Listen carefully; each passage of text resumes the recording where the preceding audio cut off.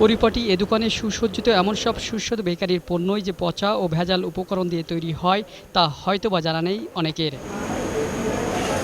রাজধানীর পল্লবীর হারুনাবাদে বিএসটিআইয়ের অনুমোদনবিহীন দুটি বেকারির কারখানায় এসব পণ্য তৈরি হয় নোংরা ও অস্বাস্থ্যকর পরিবেশে।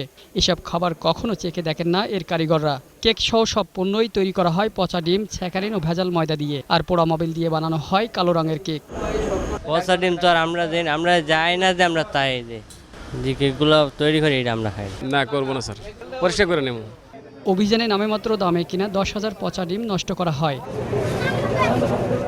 বিএসটিআই ও আর্ম পুলিশ ব্যাটালিয়ন 5-এর সার্বিক সহায়তায় মানব স্বাস্থ্যের জন্য ক্ষতিকর এসব খাবার তৈরির দায়ে মোল্লা ও নিউ তিতাস বেকারির মালিককে জেল জরিমানার দণ্ড দেন ঢাকা জেলার নির্বাহী ম্যাজিস্ট্রেট। অবৈধভাবে পচা ডিম, পোড়া মোবিল এবং অন্যান্য স্যাকারিন সহ অন্যান্য নিষিদ্ধ উপাদান ব্যবহার করে তারা এই বেকারির কার্যক্রম চালিয়ে আসছিল, যা মানব স্বাস্থ্যের জন্য এবং শিশু স্বাস্থ্যের জন্য অত্যন্ত ক্ষতিকর।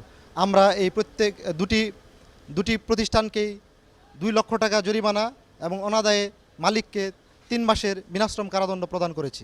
আমরা এই অভিযানগুলো আরও নিয়মিত আমরা চালু রাখবো ঢাকা জেলা প্রশাসনের সাথে সাথে।